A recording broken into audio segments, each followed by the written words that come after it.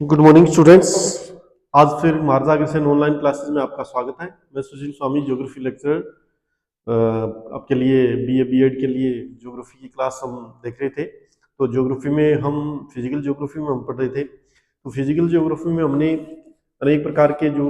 Lesson है, जिस प्रकार से फिजिकल से संबंधित या अपने जो भौतिक से संबंधित भौतिक वस्तुओं का अध्ययन किया। पृथ्वी की रचना किस प्रकार हुई, पृथ्वी की उत्पत्ति कैसे हुई, पृथ्वी की जो है आंतरिक संरचना किस प्रकार की है, या पृथ्वी में जो भी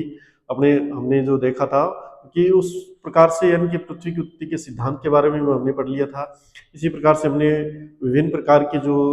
चट्टानें हैं, उन चट्टानों का वर्गीकरण हमने देखा था। विभिन्न प्रकार की जो चट्टानों का वर्गीकरण, चट्टानों में कौन कौन सी चट्टानें जो है किस किस उपवर्ग में पाई जाती है, कौन कौन सी चट्टानें हैं, उन चट्टानों का वर्गीकरण या चट्टानें कौन सी क्षेत्र में काम आती है, वो सारा हमने अध्ययन किया था। इसी के साथ साथ हमने जो है ज्वालामुखी, भूकंप, इन सभी का अध्ययन हमने किया था कि ज्वालामुखी कहाँ अधिक पाए जाते हैं, कौन से क्षेत्र में ज्वालामुखी अधिक आते हैं, या भूकंप की संरचना किस प्रकार होती है, या भूकंप की उत्पत्ति कहाँ से होती है। ये सारी चीजें हमने उसमें पढ़ी थी। या भूकंप का जो क्षेत्र है वो भी हमने पढ़ा था, भूकंप किस प्रकार के अंतर्गत आते हैं या कौन से क्षेत्र में ज्यादा भूकंप आते हैं। ये सारा पूरे ग्लोब पर हमने इसका अध्ययन किया था। इसके बाद हमने पढ़ा था कि जिस प्रकार से अपर्दन की क्रिया होती है, तो अपर्दन की क्रिया यानी कि विभिन्न प्रकार की होती है। जिस प्रकार से वायु के द्वारा भी अपर्दन होता है, या हमने देखा था जल के द्वारा भी अपर्दन होता है, या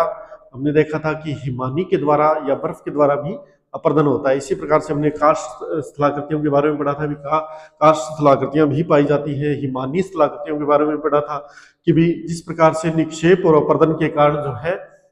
स्थलाकृतियों का निर्माण होता है। तो ये सारी चीजें हमने पढ़ी थी। इसके बाद हम देखते हैं कि भी पृथ्वी का जो आकार और जो विस्तार है, पृथ्वी का आकार और विस्तार हम देखते हैं। पृथ्वी का आकार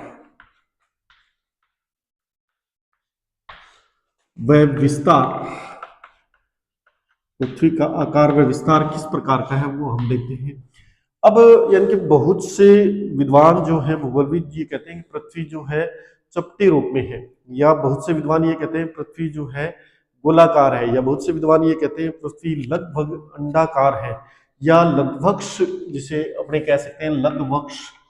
लघ्वक्ष गोलाकार जिसे कह सकते हैं, लघ्वक्ष गोलाकार। पृथ्वी के आकार के आधार पर अगर इसका आकार देखें इस प्रकार की है, या कुछ कहते हैं पृथ्वी गेंद के आकार की है, गेंद के आकार की है। कुछ कहते हैं कि पृथ्वी जो है, पृथ्वी यानी कि अंडाकार रूप में है, अंडाकार है। जिस प्रकार से अंडे का आकार होता है उसी प्रकार पृथ्वी का भी आकार पाया जाता है। इसी आधार पर हम देखते हैं कि पृथ्वी का जो आकार है, वो पृथ्वी का आकार ये माना जाता है कि पृथ्वी जो है ध्रुवों पर चपटी है, और जो भूमध्य रेखा है उस भूमध्य रेखा पर उसका विस्तार अधिक है। तो इस प्रकार से हमने जो है पृथ्वी के आकार के बारे में हम देख सकते हैं। अगर पृथ्वी का जो मानक रूप अपने देखें, मानक रूप जिसे अपने ग्लोब कहते हैं, ग्लोब कहा जाता है, उस ग्लोब को अगर देखा जाए, हम ग्लोब को जब देखते हैं तो उस ग्लोब में जो है हमें अनेक यानी कि दो प्रकार की जो है रेखाएं अपने को दिखाई देती है, जिसे अपनी काल्पनिक रेखाएं कहते हैं।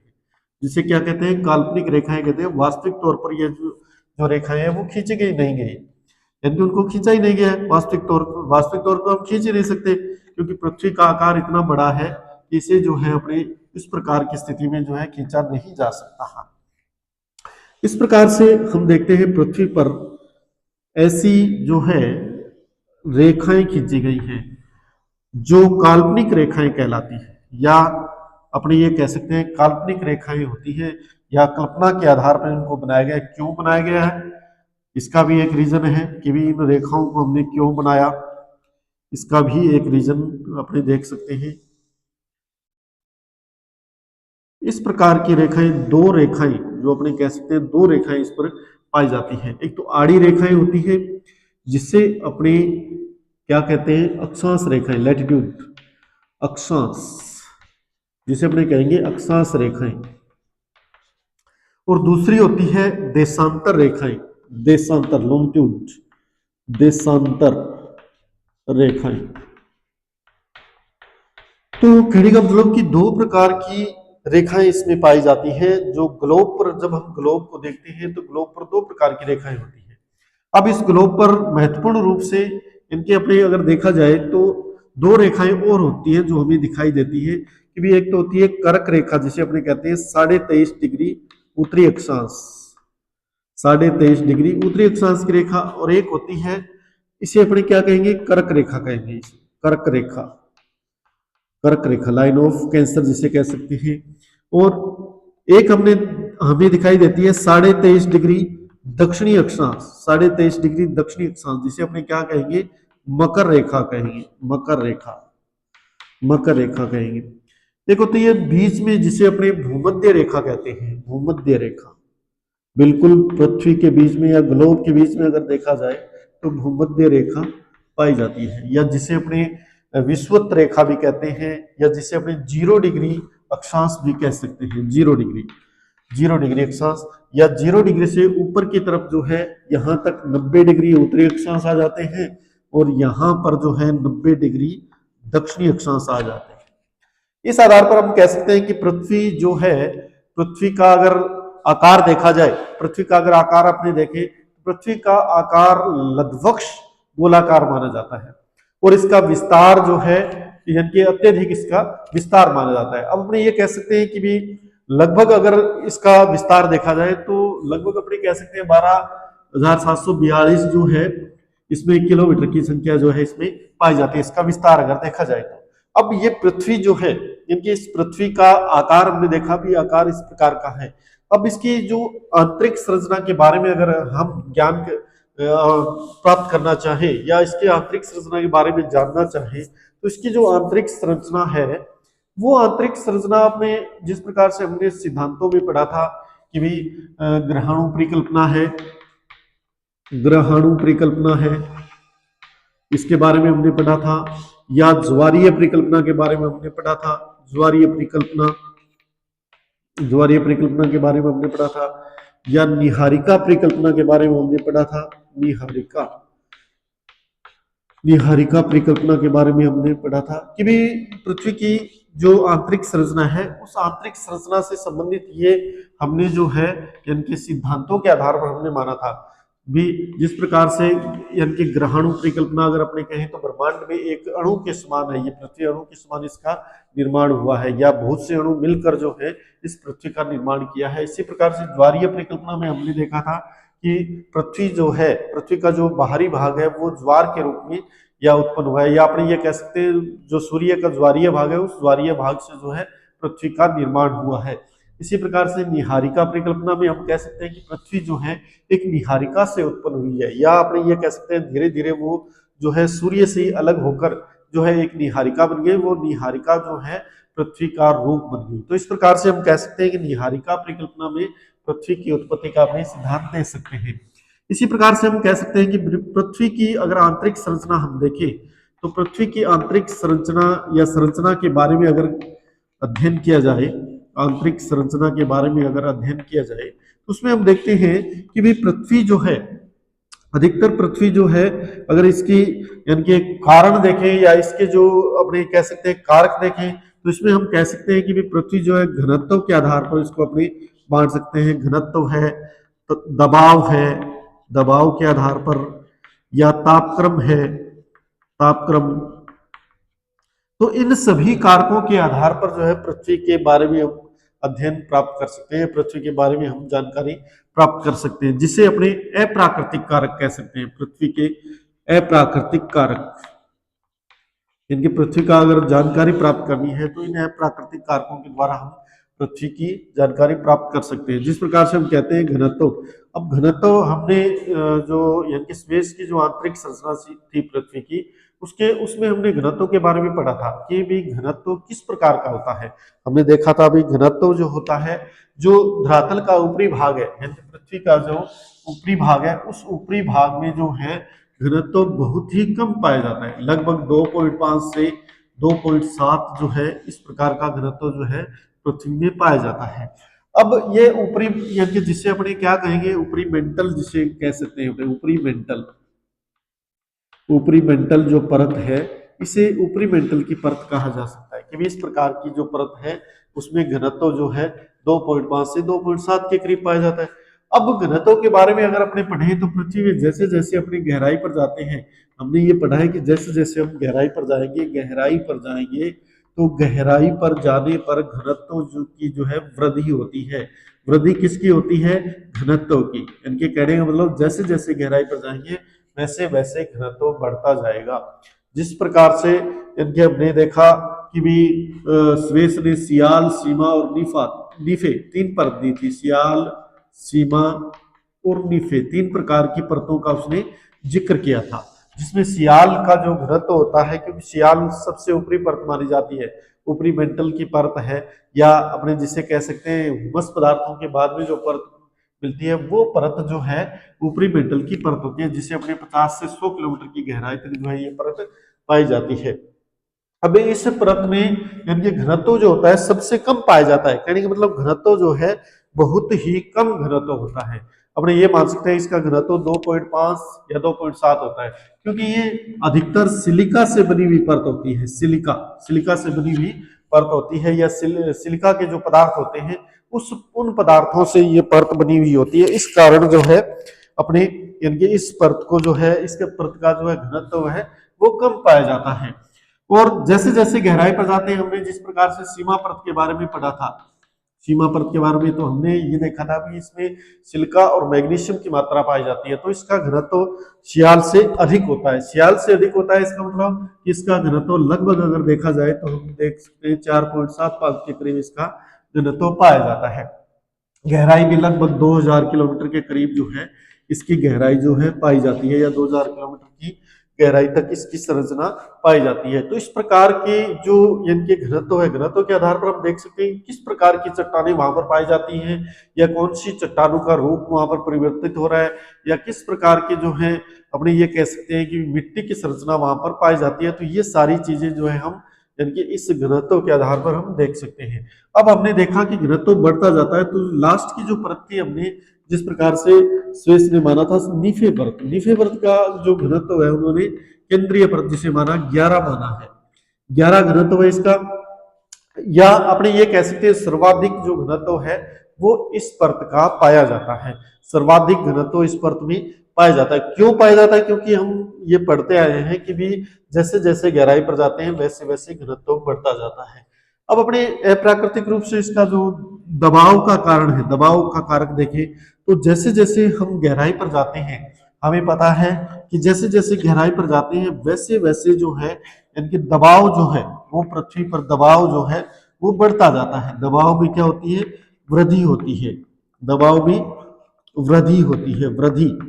वृद्धि से मतलब कि दबाव बढ़ जाएगा, दबाव जो है अत्यधिक हो जाएगा। जैसे क्योंकि हमें पता है कि प्रति वर्ग इंच जो है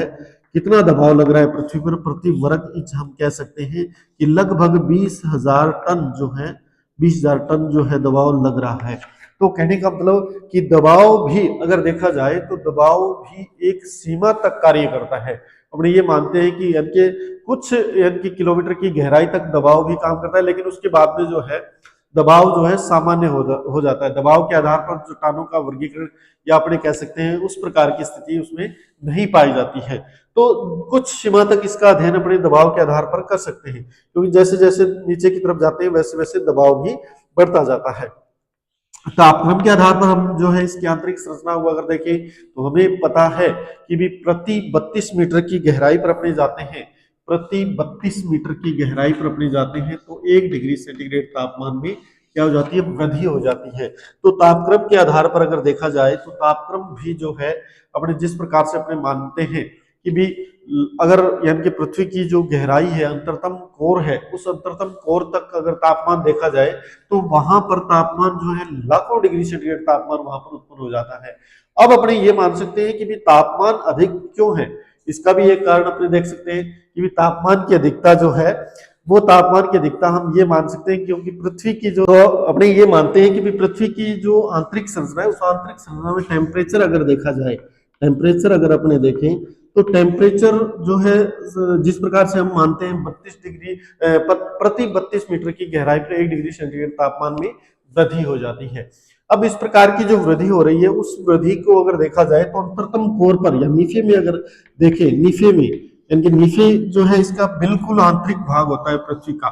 जिसे अपने कह सकते हैं बिल्कुल आंतरिक भाग या अंतरतम भाग, जिसे अपने कह सकते हैं अंतरतम भाग। इस अंतरतम भाग में टेम्परेचर लाखों डिग्री सेंटीग्रेड हो जाता है, और लगभग अगर अपने कहें तो इसका जो अगर गहराई अगर देखें तो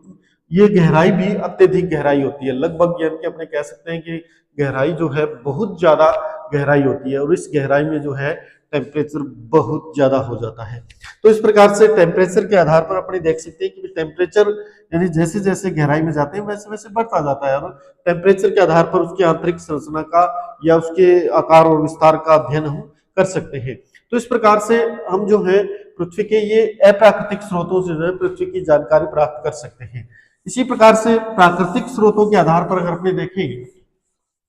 प्राकृतिक स्रोतों के आधार पर अगर देखा जाए तो प्राकृतिक स्रोतों में हम ये मान सकते हैं, प्राकृतिक स्रोत जो है, प्राकृतिक कारक जिसे अपने कह सकते हैं, प्राकृतिक कारक जिसे अपने कह सकते हैं, जिस प्रकार से भी ज्वालामुखी है, ज्वालामुखी है या भूकंप है, भूकंप है, भूस्खलन है, भूस्खलन है,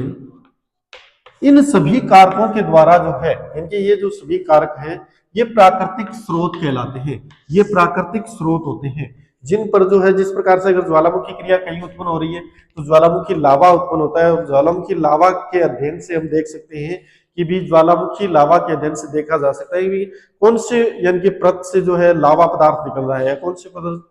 परत है उस परत से ज्वालामुखी लावा का विकास हो रहा है। तो इस प्रकार की संरचना ज्वालामुखी लावा के द्वारा हम पृथ्वी का अध्ययन कर सकते हैं। भूकंप के बारे में हमने देखते हैं कि भूकंप जो है, अधिकतर भूकंप प्रभावित जो क्षेत्र हैं उन प्रभावित क्षेत्रों का अध्ययन किया जाता है। उन प्रभावित क्षेत्रों में हम देख सकते हैं कि कौन से क्षेत्र कमजोर या दृढ़ स्थलीय क्षेत्र है, तो उसके आधार पर भी हम देख सकते हैं कि भूकंप के द्वारा यानी कि भूकंप की तरंगे जिस प्रकार से हम देखते हैं, भूकंप की तरंगे जिस प्रकार से प्राथमिक तरंगे होती हैं, प्राथमिक तरंगे होती हैं, प्राथमिक तरंगे या द्वितीयक तरंगे, द्वितीयक तरंगे, प्राथमिक तरंगे, द्वितीयक तरंगे या धरातलीय तरंगे, धरातलीय तरंगे, इन तरंगों के आधार पर हम यानी कि पृथ्वी की आंतरिक संरचना का ज्ञान प्राप्त कर सकते हैं, पृथ्वी की आंतरिक संरचना के बारे में अनुमान लगा सकते हैं। जिस प्रकार से हम कहते हैं कि प्राथमिक तरंगे जो होती है वो अधिकतर ध्वनि तरंगों के समान गति करती है, ध्वनि तरंगों की समान गति करती है, और अधिकतर जो है यानी कि ये जैसे द्रव भाग आते हैं या जलीय भाग आते हैं तो ये तरंगे समाप्त हो जाती हैं, और इनकी गति अगर देखी जाए 8 से 14 किलोमीटर प्रति सेकंड इनकी गति होती है, प्रति सेकंड इनकी गति होती है 8 से 14 किलोमीटर। इसी प्रकार से द्वितीयक तरंगे जो होती है, द्वितीयक तरंगे जिसे अपने कह सकते हैं कि भी या सेकेंडरी वेव जिसे कह सकते हैं, सेकेंडरी वेव जो होती है प्राथमिक के बाद उत्पन्न होती है, और ये तरंगे जो होती है अधिकतर अपने अगर देखा जाए तो ये भी जो है जैसे ही द्रव भाग आते हैं ये समाप्त होना प्रारंभ हो जाती है, ठोस भाग में अधिकतर ये गति करती है, और ये जल तरंगों के समान कार्य करती है, जल तरंगों के समान, जैसे जल तरंगे चलती है उसी प्रकार से ये जो है तरंगे चलती है। इसी प्रकार से धरातलीय तरंगे जो होती है ये पूरे धरातल का चक्कर लगाती है। धरातलीय तरंगे क्या करती है, पूरे धरातल का चक्कर लगाती है, पूरे धरातल का, या जिसे अपने कह सकते हैं भूकंप प्रभावित क्षेत्र होता है उस पूरे के पूरे धरातलीय क्षेत्र का ये चक्कर लगाकर वापिस उसी स्थान पर आ जाती है। तो अपने कह सकते हैं कि भूकंप के बारे में इसकी जानकारी प्राप्त कर सकते हैं। भूस्खलन के बारे में जिस प्रकार से भूमि का स्खलन होता है या भूमि जो है अपने कह सकते हैं जो पर्वतीय भाग है, जो पठारीय भाग है, जब ऊपर से नीचे की तरफ गति करना प्रारंभ हो जाते हैं किसी कारण प्राकृतिक कारकों के कारण, तो उसके द्वारा जो है ये धीरे धीरे जो है यानी कि अपने ये कह सकते हैं कि वो क्षेत्र किस प्रकार का है उसकी आंतरिक संरचना के आधार पर हम अध्ययन कर सकते हैं कि किस प्रकार का वो क्षेत्र है। तो इस प्रकार से हम पृथ्वी की आकार